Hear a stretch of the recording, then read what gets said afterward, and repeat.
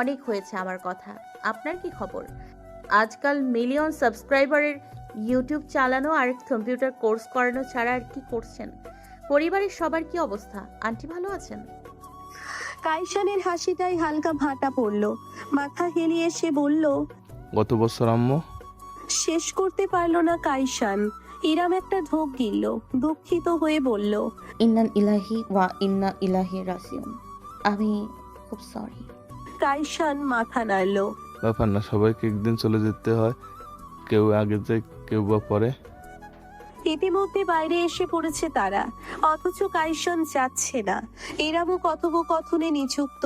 সিঁড়ি বেয়ে নামতে নামতে কাইসান জিজ্ঞেস করলো। আপনার কি খবর? বিয়ের পর সংসারে বিজি হয়ে গিয়েছেন, নাচটা আজকাল করা হয় না? ইরাম থমকে গেল। তার শরীর বরফের মতন জমে গেল বুঝি। বেশ অনেকটা সময় সে কোনো উত্তরই করতে পারল না। ব্যাগের হাতলে আঙ্গুল চেপে ফেলল। কাইসান তার সব প্রতিক্রিয়া খুঁটিয়ে খুঁটিয়ে খেয়াল করলো। পরক্ষণে একটি হাত বাড়িয়ে ইরামের কাঁধে তুলে দেওয়া ওড়নার একটি অংশ নিজের মুঠোয় নিয়ে এলিয়ে দিয়ে ইরাম কোনো কথা বলতে পারল না। বিকালের মিষ্টি আলোর মাঝে দাঁড়িয়ে নিষ্পলক চেয়ে রইল কাইসানের শ্যামলা মুখপানে। বৌদি, আপনার ক্লাস শেষ? হঠাৎ করে ভেসে আসা প্রশ্নটাই ইরাম চমকে উঠল। সে এবং কাইসান উভয়ে ফিরে তাকালো। কিছু দূরে পার্ক করে রাখা গাড়ির সামনে দাঁড়িয়ে আছে অনুরাগ। ঠোঁটে মৃদু হাসি, পরনে স্যুট প্যান্ট এবং টাই। বোঝা যাচ্ছে নিজের কাজের জায়গা থেকে এসেছে। অনুরাগ, তুমি? অনুরাগ কাছে এগিয়ে এলো, এক নজর কাইসানকে দেখে শেষমেশ পুনরায় ইরামের দিকে ফিরে জানালো। জি, আপনাকে বাড়ি পৌঁছে দিতে এসেছি, চলুন আমার সাথে। ড্যাব ড্যাব করে তাকিয়ে থাকলো ইরাম। দুপুরে আফরান দিয়ে গেল, এমন অনুরাগ নিয়ে যাচ্ছে, কি অদ্ভুত। তার পেছনে কতজন লোক লাগানো হয়েছে, আশ্চর্য। কাইসান ইরামকে বলল। ওকে, আমরা 5 মিনিট পরে আরেকটা ক্লাসে আছি। আমি তবে যাচ্ছি। আগামীকাল দেখা হবে। ইরাম মাথা দোলালো। কাইসান আর দাঁড়ালো না, লম্বা পা ফেলে হেঁটে চলে গেল। অনুরাগের সঙ্গে তার গাড়ির দিকে এগোতে এগোতে ইরাম জিজ্ঞেস করলো। তোমাদের বন্ধুদের আজ কোনো কাজ বাজ নেই? সবাই সবকিছু ছেড়ে হঠাৎ আমার বডিগার্ডগিরি শুরু করেছো কেন? ইরামকে গাড়ির ভেতর তুলে দিয়ে অনুরাগ চোখ নাচিয়ে একটা কথাই বলল। বসের নির্দেশ। তোমাদের বসটা কি মিস্টার চারাকালি ওরফে গেঞ্জি সর্দার? অনুরাগ ইরামের প্রশ্নের উত্তর করলো না। হাসতে হাসতে সিটে উঠে বসলো। রাস্তার অপর পাশের গাড়িতে বসে আছে সাইবান। এই গাড়িটা তার নিজের নয়, ভাড়ায় নিয়েছে। জানালায় 70% টিন্ট থাকায় বাইরে থেকে দেখা যায় না ভেতরে কি আছে। গত প্রায় 2.5 ঘন্টা যাবৎ সে এখানেই অবস্থান করছে। ইরাম যখন ক্লাসে ঢুকলো তখনই শুধুমাত্র সে বেরিয়ে আশেপাশে ঘুরে বেরিয়েছে। আবার 4টে বাজার আগেই ফিরে এসে গাড়ির ভেতর বসেছিল। কাইসানের সঙ্গে ইরামের বেরিয়ে আসা এবং কথোপকথনের ঘটনাটা সে অদূর থেকে স্পষ্ট দেখেছে। এখন বসে বসে দেখলো অনুরাগ ইরামকে গাড়িতে তুলে দিল। বাড়ির গাড়িটা রাস্তা দিয়ে যখন এগোতে শুরু করলো তখন সাইবানও নিজের গাড়ি নিয়ে বেশ লম্বা একটা দূরত্ব রেখে গাড়িটাকে অনুসরণ করে গেল। পকেট থেকে একটা সিগারেট বের করে ঠোঁটে পড়ল সে। তার চোখ জোড়া তীক্ষ্ণ হয়ে উঠল। কাইসানের চেহারাটা ভাসলো তার চেহারায়। অতঃপর হুট করে এই গাড়ির স্টিয়ারিং এ একটা ঘুষি বসিয়ে দিল সে। বাড়িতে ফিরে ফ্রেশ হয়ে বেডরুমে এলো ইরাম। সারিকা আবার নিজের চেম্বারে ফিরে গিয়েছে। সুগন্ধা ইজানকে নিয়ে এসেছে। ছোট্ট ছেলেটা বিছানায় শুয়ে একটা বেলুন দিয়ে নিজে নিজেই খেলছে। ইরাম ছেলের কাছে গেল, তাকে কোলে নিয়ে গালে চুমু দিতে দিতে বলল। আমার আব্বুটা, আমার কুচুপু, তোমাকে আম্মু কত মিস করেছে জানো তুমি? ইরামের গালে গাল ঘষতে লাগলো ইজান। হাসলো ইরাম। ছেলের সমস্ত চেহারায় চুমুর বর্ষণ ঘটিয়ে দিতে দিতে বলে গেল। ফুপির সাথে লক্ষ্মী হয়েছিলে? একটু দুষ্টুমি করনি তো? ফুপিকে জ্বালাওনি তো? না, এই তো আমার বাবাটা, আমার জাদুটা, আমার লক্ষ্মীটা। আম্মু তোমাকে কত ভালোবাসে। ইজান মায়ের কাঁধে লেপ্টে রইল একেবারে। ইরাম ছেলেকে নিয়ে বেশ খানিক আদরের সময় কাটালো, যেন সেই সময়টাই সে কাছে ছিল না। সেই সময়টুকু পুষিয়ে নিল। তারপর ইজানকে বিছানায় রেখে উঠে দাঁড়ালো সে। আজকে গুসু গুসু করব আমরা গরম পানি দিয়ে। ইজান সোনা গুছো করবে তাই না? গোসলের কথা শুনেই ইজান লাফিয়ে উঠল। এই একটা মাত্র সময় যখন সে পানির কাছাকাছি থাকতে পারে, পানি তার সব থেকে প্রিয় খেলনা। এতটাই যে গোসল শব্দটা শুনলেই এখন উত্তেজিত হয়ে পড়ে। ছেলের আচরণ দেখে মনে মনে বেশ আনন্দিত হলো ইরাম। টেবিলের কাছে সরে এসে দাঁড়ালো। এখানে ইজানের শুকনো পোশাক ভর্তি বাস্কেটটা রাখে সে। তবে আজ হতবাক হয়ে খেয়াল করলো বাস্কেটটা নির্দিষ্ট জায়গায় নেই। মাথা কাত করে এদিক সেদিক তাকালো। বারান্দায় কিংবা কোথাও ঝোলানো কোনো কাপড়ও অবশিষ্ট নেই। ব্যাপার কি, বাস্কেট গেল কোথায়? অন্য কোথাও রেখেছে বলেও তো মনে পড়ছে না। এই তো সকালে শুকাতে দেওয়া কাপড়গুলো এনে বাস্কেটে ভাঁজ করে রাখলো সে।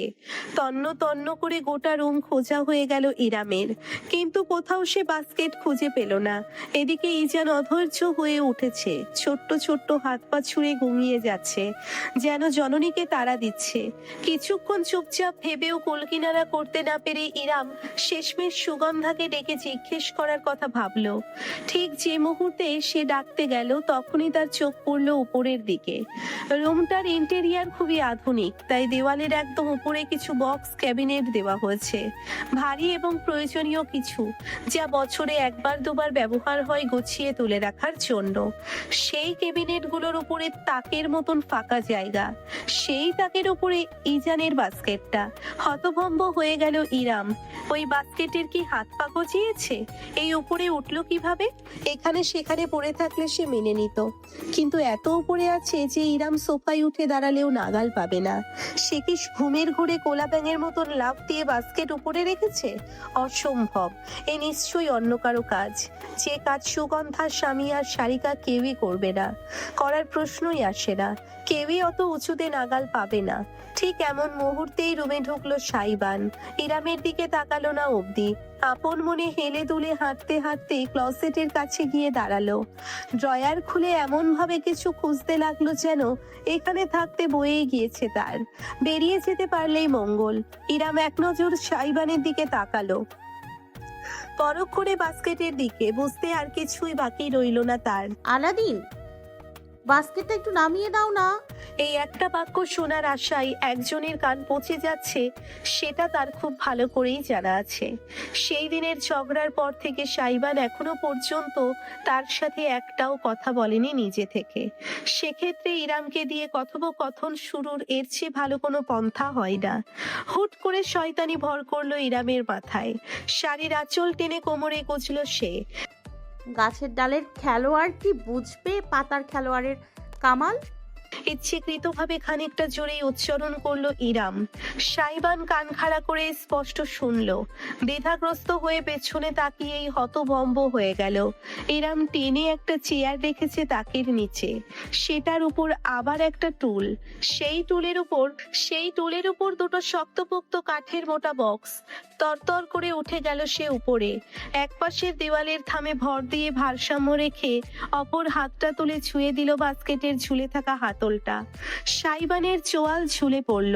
হাঁ করে তাকিয়ে রইল সে দৃশ্যপটে। একটা হ্যাচকা টান মারল ইরাম, বাস্কেটটা স্লাইড করে একেবারে তার হাতের মাঝে এসে পড়ল। সেটাকে উপর থেকে মেঝেতে ছুঁড়ে রেখে বিজয়ীর ভঙ্গিতে হাত ঝাড়ল ইরাম। একটু চালাক না হলে দুনিয়াতে টেকা মুশকিল। সরাসরি সাইবানের দিকে তাকালো সে। ছেলেটার মুখ মহা বিস্মিত, আতঙ্কিত, ব্যর্থ, পরাজিত, জর্জরিত। ক্লসেটের দরজায় পিঠ ঠেকিয়ে পরাজিত সৈনিকের ভঙ্গিতে শির দ্বারা ঝুঁকিয়ে দাঁড়িয়ে রইল সাইবান, যেন কেউ ভ্যাকুয়াম ক্লিনার দিয়ে ময়লার বদলে তার সবটুকু আত্মার শক্তি শোষণ করে নিয়েছে। বান্দরের জি বান্দরনি। সাইবান ফিসফিস করে উচ্চারণ করলেও ইরাম স্পষ্ট শুনতে পেল। আপন মনে বিজয়ীর হাসি হাসল সে। ধীরে ধীরে সব ধাপ পেরিয়ে অবশেষে চেয়ারের উপর এসে নেমে দাঁড়ালো সে। এতক্ষণ যাবৎ তরতর করে সফল হওয়ায় আত্মবিশ্বাস বেড়ে গিয়েছে তার। বিনা চিন্তায় মেঝেতে পা রাখতে গিয়ে হঠাৎ করে একটা অঘটন ঘটিয়ে ফেলল সে। হাঁটুতে ধাক্কা খেয়ে চেয়ারের উপরে বসানো টুল নড়ে ওঠায় ইরাম ভারসাম্য হারিয়ে ফেলল। সে দুলে উঠতেই চেয়ারটাও নড়ে উঠল ভয়ানক ভাবে। ইরামের পা হড়কে গেল। অদূর থেকে দৃশ্যটা দেখলো সাইবান। সবকিছু ফেলে তৎক্ষণাৎ বিদ্যুৎ গতিতে এগিয়ে গেল সে। এক দীর্ঘ লাফে ইজানের উপর দিয়ে বিছানা টপকে অপর পাশে পৌঁছলো সে।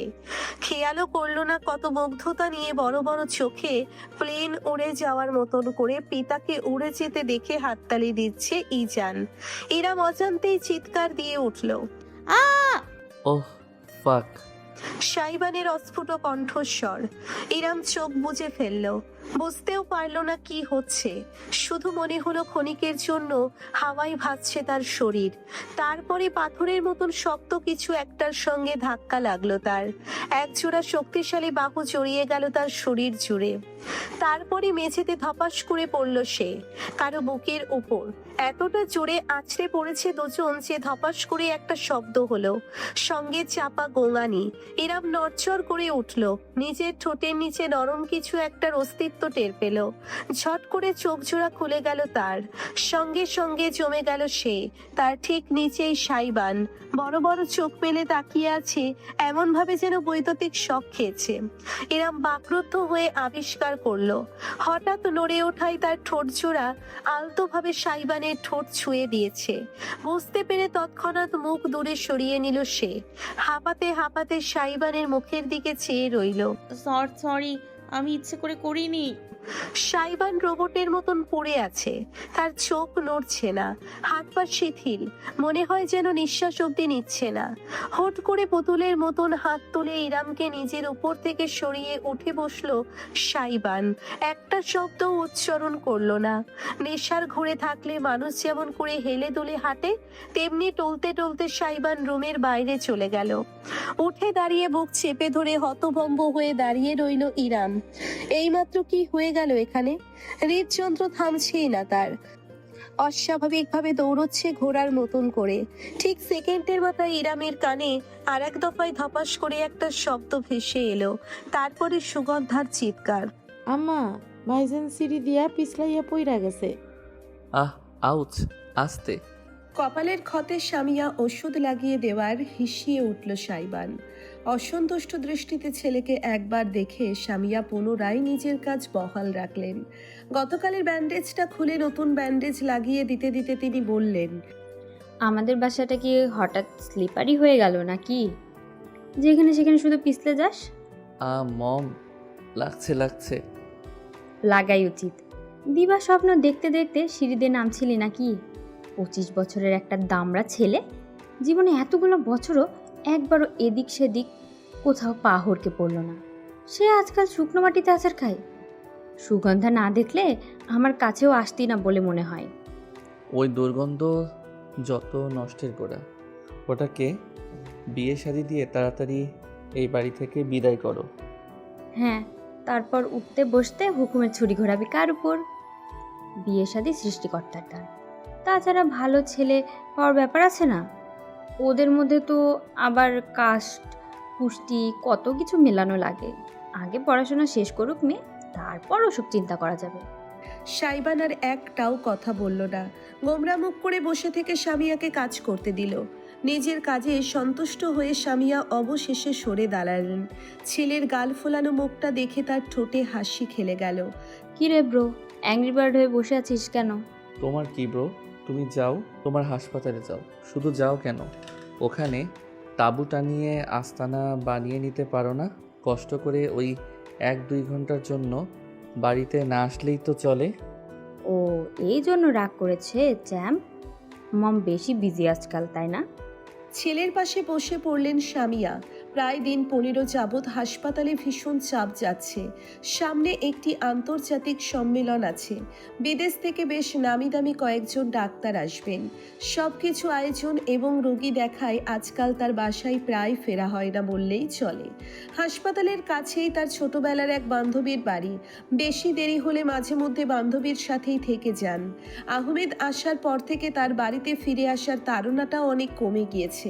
মনটা কেমন অশান্ত, কিন্তু ছেলে মেয়েদের সেসব বুঝতে দিতে চান না, তাই হাসপাতালের বাহানা ব্যবহার করে চলেন। হাত বাড়িয়ে সাইবানের মাথার চুলে বেলি কেটে দিতে লাগলেন তিনি। ছেলেও চোখ বুজে বিড়াল ছানার মতন তার কোল ঘেঁষে শুয়ে পড়ল। এই সময়টা তার ভীষণ প্রিয়, যখন তার চঞ্চল ছেলেটা বাইরের জগৎ ছেড়ে এসে তার কোলে আশ্রয় নেয়। আমি তো ভাবলাম বাড়িতে মানুষ প্রাইভেসি পাবে, কিন্তু দেখছি এ তো হিতের বিপরীত। তারপর বল ব্রো, আলাদা রুমে থেকে বিবাহিত জীবনের স্বাদ কেমন নিচ্ছিস? সাইবানের শান্ত মুখটা কুঁচকে গেল, জিভে চুপ করে বিরক্তিবোধক একটা শব্দ তুলে সে বলল, জরিনার আম্মা সকিনার জন্য আমি কালকেই ছেলে দেখা শুরু করব। সিসিটিভিটা আমাকে এক দণ্ড শান্তি যদি দিত। এভাবে বলছিস কেন? খবর সারিকাও পাচার করে থাকতে পারে। ওই সেরির থেকে চিল মানুষ দুনিয়ায় দুইটা নেই। She can not careless about this সাংসারিক ঝামেলা। সব দুর্গন্ধই করে। সারাদিন বসে বসে নাগিন সিরিয়াল দেখলে তো এই হবে। সিরিয়াসলি ব্রো, টপিক চেঞ্জ করিস কেন? মমকে বলবি না? কি হয়েছে? গলার সুর পরিবর্তন করলেন সামিয়া, নরম হলেন ভীষণ। সাইবানের মাথায় বিলি কাটতে লাগলেন। ছেলে তার কার কোনো কথা বলল না, শান্ত হয়ে চুপটি করে রইল। ইরাম কিছু বলেছে সেদিনের ব্যাপারে? অবশেষে মুখ তুলে মায়ের দিকে তাকালো সাইবান। উনি আমাকে বলা কবে ছেড়েছে? সন্দেহ ওনার রন্ধ্রে রন্ধ্রে মিশে গিয়েছে। এভাবে বলছিস কেন? তিতলির বাবা মায়ের কাণ্ডে এখনো নারাজ বুঝি? আমি জানি না, আজকাল কথা হয় না। সাইবান কাঁধ তুলে ঠোঁট উল্টে এমনভাবে বলল যেন ইরামের সঙ্গে সে কথাবার্তা বলে না, এতে তার কিছুই যায় আসে না। অথচ সেই ডোন্ট কেয়ার মনোভাবের আড়ালে লুকিয়ে থাকা বিষণ্ণতাটুকু সামিয়া মা বলেই বোধহয় ধরতে পারলেন। বিড়িকাটা থামিয়ে ছেলের বুকে হাত রেখে আলতো করে চাপড়াতে লাগলেন সামিয়া, যেন ঘুম পাড়াচ্ছেন। তার নমনীয় কণ্ঠস্বর বাজল সাইবানের কানে। আমি ইরামকে বুঝতে পারছি, তোকেও বুঝতে পারছি, আর আমার মনে হয় তোরা কেউই দোষী না। ইরাম একটা কালো অতীত থেকে বেরিয়ে এসেছে। হুট করে ওর নতুনভাবে কাউকে জোর দিয়ে বিশ্বাস করাটা স্বাভাবিক নয়। ওর মনের অবস্থাটা বোঝার চেষ্টা কর। নিজের আগে সব সময় ওকে ওর বাচ্চার কথা ভাবতে হচ্ছে। ও চাইলেও এই বাড়ি থেকে চলে যেতে পারবে না, কারণ এই বাচ্চা। দেখ ভাগ্যের কাছে কতটা অসহায় একটা মানুষ। ওর ফ্রাস্ট্রেটেড হয়ে যাওয়াটাই নর্মাল। এই যে তুমি মাত্রই বললে তুমি নাকি আমাকেও বুঝতে পারছো মম, তাহলে তোমার সমস্ত কথাই শুধু ওনার পক্ষে সাফাই কেন? সামিয়ার হাঁটু আঁকড়ে ধরে কোলে মুখ গুজে রাখল সাইবান। তার গম্ভীর কণ্ঠস্বর ভেসে এলো। আই এম ট্রাইং, ওকে? কিন্তু চেষ্টা তো শুধু একজন করলে হবে না। এক নৌকায় যদি দুজন মাঝি থাকে, তাহলে দুজনকে সমান তালে নৌকা বইতে হয়। শুধু একজনকে বইতে থাকলে আর অন্যজন হাল ছেড়ে আয়েশ করে, তাহলে তো নৌকা বেশি দূর এগোবে না। সামিয়া মুখ নামিয়ে ছেলের মাথায় একটা স্নেহের চুমু খেলেন। তারপর তার কানের কাছে গিয়ে মোলায়েম গলায় বললেন, যে কথাগুলো আমাকে বলছিস সেগুলো ইরামকে সরাসরি কেন বলিস না? একটা সম্পর্ক ধরে রাখার মূল ভিত্তি হলো কমিউনিকেশন। একে অপরকে না বোঝাটা কোনো ফ্যাক্ট না। ফ্যাক্ট হলো নিজেদের অনুভূতিগুলো সৎভাবে একে অপরের সাথে শেয়ার করে নেওয়াটা। ইরাম চাপা স্বভাবের, তাই যোগাযোগটা তোকেই আগ বাড়িয়ে করা শুরু করতে হবে। হ্যাঁ, যদি এরপরও সমাধান না হয় সেটা অন্য ব্যাপার, কিন্তু শুরু তো কাউকে না কাউকে করতেই হবে, বল? তুমি আর ড্যাডও তো কমিউনিকেশন করো না মম। সাইবান এমন একটা কথা একদম বেখিয়ালে বলবে সামিয়া আশাও করেননি। সম্পূর্ণ জমে গেলেন তিনি। ছেলে তার দিকে তাকিয়ে নেই, কোলে মুখ গুজে আছে। যদি তাকিয়ে থাকতো তাহলে অপরাধ বোধ ছাড়া কি তিনি এই চোখের দৃষ্টি দেখতে পারতেন? কোনো দিন না। সামিয়া ছট করে পাশ ফিরে তাকালেন। হঠাৎ করেই তার সব শব্দ হারিয়ে গিয়েছে। ছেলেকে তিনি আর কোনো উপদেশ দিতে পারলেন না। যে অপরাধের অপরাধী তিনি নিজে, সেই উপদেশ ছেলেকে কিভাবে দেবেন? মা ছেলে কারোরই আর একে অপরের সাথে কথা বলা হলো না। দুইজনই একদম চুপ করে রইল। অতঃপর সাইবানের ফোন ভাইব্রেট করে উঠল পকেটে। মায়ের কাছ থেকে নিজেকে ছাড়িয়ে সে ফোন রিসিভ করলো। ওপাশ থেকে কথাগুলো শুনল বেশ মনোযোগ দিয়ে। তার নির্মল চেহারা ক্রমশ তীক্ষ্ণতর হয়ে উঠল। সামিয়া খানিক আশঙ্কা বোধ করলেন। কি হয়েছে? তিনি প্রশ্ন করলেন। সাইবান প্রথমটাই জবাব না দিয়ে উঠে দাঁড়ালো। চেয়ারে ছুঁড়ে রাখা নিজের রংচঙে জ্যাকেটটা গায়ে জড়িয়ে রুমের বাইরের দিকে এগোলো। তবে বের হওয়ার আগে পেছন ফিরে সে মাকে জানালো। বখতিয়ারের লাশ পাওয়া গিয়েছে। আমি থানায় যাচ্ছি। খবরটা ওনাকে জানানোর কোনো প্রয়োজন নেই। এটুকু বলেই সাইবান ঝড়ের গতিতে বেরিয়ে গেল। সামিয়া বিছানায় হতবাক হয়ে বসে রইলেন। উনি বলতে সে ইরামকে বুঝিয়ে গিয়েছে তাতে কোনো সন্দেহ নেই। মাথা চেপে ধরলেন তিনি। বুকের ভেতর ভয় ভয় করল। এ কোন অশুভ চক্রে জড়িয়ে আছে তার পরিবার? নিজের ক্লাস শেষে করিডোর ধরে এগিয়ে যাচ্ছে কাইসান। তখনই পেছন থেকে ডাক ভেসে এলো। কায়সার। ঝট করে ঘুরে তাকালো সে। ছুটে আসছে ইরাম। রমণীর পরনে একটা লাল বর্ণের তাঁতের শাড়ি, ঠিক কটকটে লাল নয়, একদম হালকা শেড, যার কারণে চোখ আরাম পায়। পরিপাটি করে জড়ানো অস্ত্রটি অন্যান্য দিনের তুলনায় ইরামকে একটু বেশি আকর্ষণীয় করে তুলেছে। লম্বা চুলগুলো খোপা বাঁধা, তাতে আবার একটা বাগান বিলাস ফুল গুজে দেওয়া। অসাধারণ লাগছে। পুরোদস্তুর বাংলাদেশি নারী। কাইসান ক্ষণিকের জন্য দৃষ্টি ফেরাতে পারল না নিজের। অজান্তেই ইরামের ছুটে আসতে থাকা অবয়বে আটকে রইল তার গভীর চোখ জোড়া। ইরাম কাছে এসে থামল, বিরাট করে হাসলো। তোমার জন্য সারপ্রাইজ আছে। কাইসান ভ্রু উঁচু করে তাকালো। ইরাম কোর্সের ক্লাস করছে 1 সপ্তাহ হয়ে গিয়েছে। এই 1 সপ্তাহে শিক্ষক শিক্ষার্থীর বন্ধনের পাশাপাশি তাদের মাঝে পুরাতন বন্ধুত্বের আবহটা ফিরে এসেছে। উভয়েই এখন একে অপরকে নাম ধরে তুমি বলে সম্বোধন করে। যদিও ক্লাসের ভেতর সে ইরামের জন্য মিস্টার রশদি আর তার জন্য ইরাম মিসেস কিবরিয়া। সম্পূর্ণরূপে ইরামের দিকে ঘুরে দাঁড়ালো কাইসান। শুধালো, সারপ্রাইজ। ইরাম মাথা দুলিয়ে নিজের হাতের ব্যাগবুকটা খুলে দেখালো। স্ক্রিনে তার ফাইবার অ্যাকাউন্টের ছবি। সেখানে স্পষ্ট দেখা যাচ্ছে একটা কাজের অনুরোধ পেয়েছে সে। ইরাম খানিকটা গর্বিত কণ্ঠস্বরে জানালো, কোর্সের আগেই অ্যাকাউন্ট খুলে আমি অ্যাড দিয়ে রেখেছিলাম। $5 আর্টিকেলের কাজ করে দেব।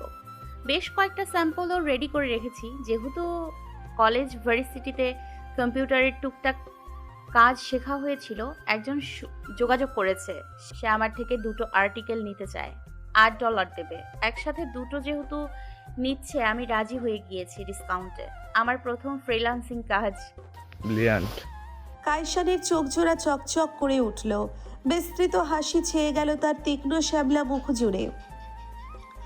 ইরাম এক দেখাতেই বলতে পারবে এই হাসি মিথ্যা নয়, অপরের খুশিতে সুখী হওয়ার পবিত্রতম হাসি। কাইসান উত্তেজিত হয়ে ইরামের কাঁধে সাবধানে হাত রেখে বলল, listen girl, I am really proud of you. Thank you. এটা সবেমাত্র শুরু ইরাম। দেখো সামনে আরও কত সফলতা বাকি আছে তোমার জন্য, তোমার প্রথম কাজের জন্য। তবে বেশ কিছু ব্যাপার অবশ্যই মাথায় রাখবে, যেন কোনোভাবে স্ক্যাম না হয়ে যাও। প্রথমত অবশ্যই পেমেন্টের একটা অংশ রিসিভ করে তারপরে কাজ দেবে। এর আগে অতি বিশ্বাস করে দিয়ে দেবে না। আর টাকাটাও কিন্তু সরাসরি ব্যাংকে আসে না। তুমি বিদেশ থেকে যেটা অর্জন করবে সেটা দেশের জন্য রেমিটেন্স হিসাব হবে কিন্তু। ইরামকে হাজার রকম উপদেশ দিতে দিতে পাশাপাশি হাঁটতে লাগলো কাইসান। ইরামের ভালোই লাগলো। একদম গুরুজনের মতন কোনটা কিভাবে করতে হবে, কোনটা করা যাবে না, সেসব বুঝিয়ে দিতে লাগলো কাইসান। মনে মনে ভাবলো সে $8 আহামরি কিছু নয়, কিন্তু এই সূচনাটাই দরকার ছিল ইরামের। প্রায় বাইরের সিঁড়িতে পৌঁছে গিয়েছে দুজন। কাইসানের ক্লাস না থাকলে সে ইরামকে প্রতিদিন বাইরে গাড়ি অবধি পৌঁছে দেয়। আজও ব্যতিক্রম ঘটেনি। সিঁড়ি বেয়ে নামতে নামতে হাসি মুখে সে বলল, তারপর বলো নিজের প্রথম ফ্রিল্যান্সিং উপার্জন দিয়ে কি করবে? $8 বাংলাদেশি টাকায় 982 এর মতন হবে। ভ্যাট ট্যাক্স আছে। তুমি কি চাও তোমাকে কিছু গিফট করি? ইরামের প্রস্তাবে কাইসান হাসলো। 1 প্লেট ফুচকা খাওয়ালে কিন্তু কিছুই মনে করব না। তুমি এত লো মেইনটেন্স। আচ্ছা ঠিক আছে, তোমার জন্য 1 প্লেট ফুচকা তোলা থাকলো। ইজানের জন্য নতুন বেবি লোশন। আরও একটা জিনিসের কথা ইরামের মাথায় এলো ঠিকই, কিন্তু কাইসারের সামনে সেটা বলল না। গাড়ির কাছে এসে গিয়েছে উভয়ে। আজ এসেছে নীরব, হাসি মুখে অপেক্ষা করছে। ইরাম চোখ উল্টে ভাবল, ঠিক কোন ধরনের শক্ত বন্ধুত্ব হলে বন্ধুর জন্য দিনের পর দিন মানুষ বিনা প্রশ্নে এভাবে হাজির হয়ে যায়। কাইসানকে বিদায় জানিয়ে নীরবের কাছে গেল ইরাম। তোমারও বিশেষ কোনো কর্ম নেই, বুঝতে পেরেছি। এক গাল হেসে বলল নীরব। ইরাম সন্দেহের নজরে তাকালো। সত্যিই বেতন পায় নাকি মজা করলো। মাথা ঘামালো না আর, শুধু দিন গুনছে সে। দেখবে আর কতদিন সাইবান এই চোর পুলিশ খেলা জারি রাখতে পারে তার সাথে। আচ্ছা, বাড়িতে ফেরার আগে একবার সুপার শপে নামবো। চিজ কিনতে হবে, বাড়িতে ছিল না। চিজ পাস্তা বানাবো আজ, তুমিও ইনভাইটেড। দুজনেই গাড়ির ভেতর উঠে বসলো। কিছুক্ষণ বাদে মাঝ রাস্তায় সুপার শপের সামনে গাড়ি থামালো ড্রাইভার। ইরাম এবং নীরব বেরিয়ে ভেতরে ঢুকলো। বাস্কেট নিয়ে চিজ, পাস্তা আর টুকটাক জিনিস ইরাম নিচ্ছে ঠিক এমন সময়েই বিপরীত দিক থেকে আসতে থাকা কারোর সঙ্গে আস্তে ধাক্কা লাগলো তার। ও, এক্সট্রিমলি সরি। ইরাম সরে দাঁড়াতেই খানিক অবাক হয়ে গেল। তার সামনে দাঁড়িয়ে আছে তিতলি, একটা কার্ট ঠেলে আসছিল। পরনে টাইট টপ আর ঢোলা ট্রাউজার, কি যেন চিবুচ্ছে। চুইংগাম বোধ হয়। ইরামকে দেখে চোখে বুঝি তারা ফুটে উঠল মেয়েটার। ও হ্যালো, ভাবিনি আপনাকে এখানে এভাবে দেখতে পেয়ে যাব। জি, আমি টুকটাক কেনাকাটা করতে এসেছিলাম। এটুকু বলেই ইরাম ইচ্ছাকৃতভাবে তিতলিকে এড়িয়ে যেতে চাইল, কিন্তু পারল না। মেয়েটা তার পিছন পিছনই এলো। দেখা হয়ে ভালোই হলো, আপনাকে কিছু বলার ছিল আমার। ইরাম থামলো না, তাক থেকে নামিয়ে জিনিস দেখতে দেখতেই জানালো, বলো। সেদিনের জন্য আমি দুঃখিত। জিনির কাছে সরি বলেছি, কিন্তু আপনাকে বলা হয়নি। জিনি? খানিকটা অবাক হলো ইরাম। এবার ফিরে তাকালো তিতলির দিকে। মেয়েটা মাথা বাঁকিয়ে বলল, ওহ সাইওয়ান, ওর আলাদিন নামটা খুব সুন্দর না? আলাদিনের রূপকথায় জিনকে মিলিয়ে ওকে ডাকি Genie. After all he is special. আচ্ছা। শান্তভাবে মোকাবেলা করার চেষ্টা করলো ইরাম, নিজের কাজে মনোযোগ দিল। তিতলি বলে গেল, দেখুন, আপনার কাছে অস্বীকার করার কিছুই নেই। এসব বিষয় লুকিয়ে রাখা উচিত নয়। আমি আগে জিনিকে পছন্দ করতাম, বাবা মাও বুঝতে পারতো। এই জন্যই তারা ওই দিন সাহস করে আমাকে না জানিয়ে আগ বাড়িয়ে বিয়ের প্রস্তাব নিয়ে গিয়েছিল। পুরোটাই আমার দোষ। কাজের চাপে ওর বিয়ের বিষয়টা শেয়ার করা হয়নি। আমার বাবা মায়ের কোনো দোষ ছিল না। আমি এজন্য ক্ষমাও চেয়েছি এবং চাইছি। তবে আপনি আমার বাবা মায়ের সঙ্গে যে ব্যবহার করেছেন সেটা কিন্তু বেয়াদবি ছিল। কালো ইরাম। তিতলির কথার মাঝে কোনো ভুল নেই, প্রত্যেকটা বাক্য সত্যি এবং সৎ। এতটা সৎভাবে উপস্থাপন, সূক্ষ্মভাবে ঘটনাগুলো স্তরে স্তরে মস্তিষ্কে সাজানো এক প্রকার ট্যালেন্ট। সেই ট্যালেন্ট তিতলির আছে, সে ভালো মতো বুঝে গেল। একটি নিঃশ্বাস ফেলল সে। দেখ তিতলি, আমারও ওনাদের সাথে বেয়াদবি করার ইচ্ছা ছিল না, কিন্তু হঠাৎ করে বাড়ি বয়ে এসে কেউ তোমার হাজবেন্ডকে নিয়ে মন গড়া স্বপ্ন বুনলে তুমি কি করবে? মেয়ে হিসেবে ভেবে দেখো, আশা করি বুঝে যাবে। আর আমি আমার ঔদ্ধত্য স্বীকার করে নিচ্ছি। আমার মাথা তখন গরম ছিল। তাই আমার পক্ষ থেকে তোমার বাবা মাকে সরি বলো। কোনোদিন দেখা হলে আমি নিজে থেকেই বলবো। হাজবেন্ড হিসেবে আদৌ মানেন ওকে? ইরাম এত কিছু বলল, অথচ তিতলি শুধু ওই অংশটুকু ধরল দেখে সে ভ্যাবাচাকা খেয়ে গেল। ভ্রু কুঁচকে খানিকটা বিরক্তি এবং চাপা ক্রোধ নিয়ে তাকালো। মানে কি বলতে চাইছো তুমি? ইরাম বরফের মতন চেয়ে রইল তিতলির দিকে। তিতলি অবশ্য বেশ স্বাভাবিক। সে তাক থেকে বেশ কিছু রেডিমেড নাস্তার প্যাকেট নামিয়ে কার্টে রাখতে রাখতে বলল, আমি আপনাদের মাঝে তৃতীয় ব্যক্তি, তবু না বলে পারছি না। আপনি যেমন ভাবছেন যিনি তেমন না। হ্যাঁ, একটু রকচটা, চঞ্চল বটে, তবে লয়ালও। ও জানে কিভাবে বাউন্ডারি দিতে হয়। এটাও বুঝতে পারছি আপনার অতীত সম্পর্কে ট্রমা থেকে বেরিয়ে আসাটা কষ্টকর। তবে অনুরোধ থাকবে, অতীতের দোহাই দিয়ে বর্তমানকে একই স্টেরিওটাইপে ফেলবেন না। অতীত? কি জানো তুমি আমার অতীত সম্পর্কে? আপনার এক্স হাজবেন্ড পরকীয়া করত, রাইট? এই জন্য জেনিকে বিশ্বাস করতে আপনার কষ্ট হচ্ছে। মেয়ে হিসেবে আপনার কষ্ট আমি বুঝতে পারছি। আপনার প্রতি পূর্ণ সমর্থনও আমার আছে। তবে আপনার জন্য যেন অন্য কেউ বিনা দোষে কষ্ট না পায়, সেই বিষয়টা দেখাও আমার দায়িত্ব। ইরাম আর একটা শব্দ উচ্চারণ করতে পারল না। ধারালো চোখে চেয়ে রইল তিতলির দিকে, এক টানা বিনা বাক্যে। এমন সময়ই ঘটনাস্থলে উপস্থিত হলো নীরব। সে এতক্ষণ যাবৎ দরজার কাছে দাঁড়িয়েছিল, এখন এসে তিতলির বলা শেষ কথাগুলো শুনে ফেলেছে। দ্রুত এসে উভয় রমণীর মাঝে দাঁড়ালো সে। হাত তুলে তিতলির কাঁধে রেখে সরিয়ে দিয়ে গম্ভীর গলায় বলল, ব্যাক অফ ব্লো, এবার বাড়াবাড়ি করছিস। এই যে ভালোবাসার মানুষগুলো, প্রতিদিন রোমান্টিক সব সুন্দর সুন্দর গল্প এবং পরবর্তী পার্টগুলো পেতে এখনই আমাদের স্বপ্নের গল্প চ্যানেলটিকে সাবস্ক্রাইব করে দিন, আর সাথে আমাদের গল্পগুলোতে বেশি বেশি লাইক কমেন্ট শেয়ার করে দিন। ধন্যবাদ সকলকে আমাদের স্বপ্নের গল্প চ্যানেলের সাথে থেকে আমাদের গল্পগুলো শোনা ও উপভোগ করার জন্য।